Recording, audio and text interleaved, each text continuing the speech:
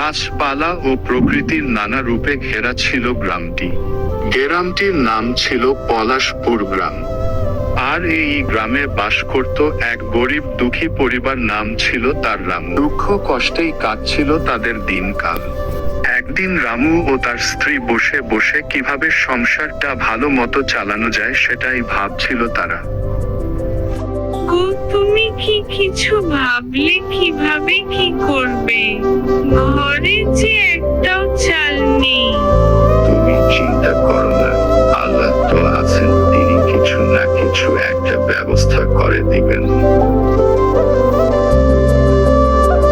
এই বলেই রামু বাড়ি থেকে বেরিয়ে পড়ল আর জমি থেকে সবজি তুলে বাজারে যেতে লাগলো।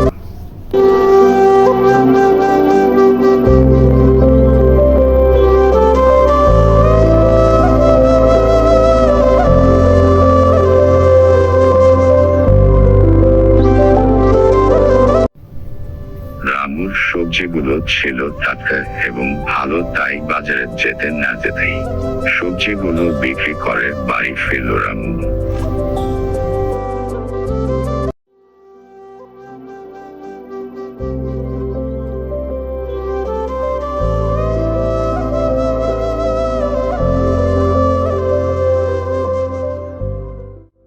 কি গো, তোমাকে এত খুশি লাগছে কেন?